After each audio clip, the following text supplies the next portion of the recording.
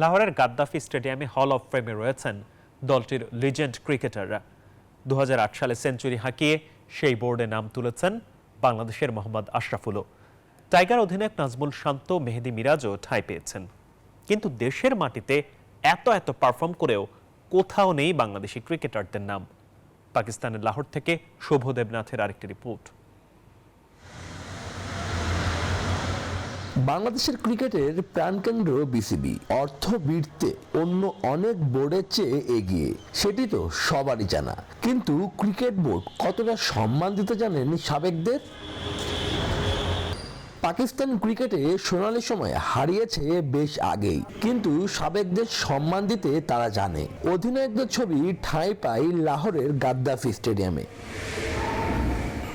এই স্টেডিয়াম চত্বরে রয়েছে অনার্স বোর্ড। সেখানে সবার আগে বাংলাদেশের মধ্যে জায়গা পেয়েছেন মোহাম্মদ আশরাফুল। 2008 সালে ওয়ানডেতে সেঞ্চুরি হাঁকিয়ে জায়গা পেয়েছিলেন এই বোর্ডে। সেখানে রয়েছেন নাজমুল শান্ত ও মেহেদী মিরাজ।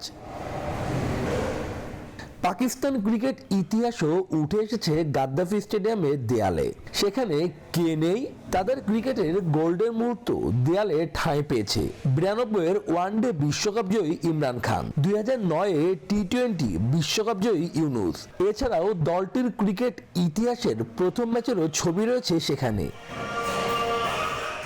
এই স্টেডিয়ামে অনুষ্ঠিত হবে চ্যাম্পিয়ন্স ট্রফির সেমিফাইনাল ম্যাচ। 60,000 ধারণ ক্ষমতার মাঠটিতে সাবেক ক্রিকেটারদের নামে রয়েছে স্ট্যান্ডও। আপনি অনেক আশা নিয়ে মিরপুর স্টেডিয়ামে গেলেন বাংলাদেশ ক্রিকেটের ইতিহাস আর ঐতিহ্য দেখতে। হতাশ হয়ে ফিরে আসবেন।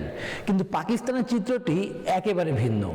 এখানে সাবেকদের সম্মান দেওয়া হয়, হল অফ ফেমে স্থান দেওয়া হয়। রাওয়ালপিন্ডির পর লাহোরের গাদ্দাফি স্টেডিয়ামেও একই চিত্র। সেখানে ইমরান খান থেকে শুরু করে সাইদ আনোয়ার রয়েছে অনেকেই। শুভদেব নাথ, নিউজ 24, লাহোর, পাকিস্তান।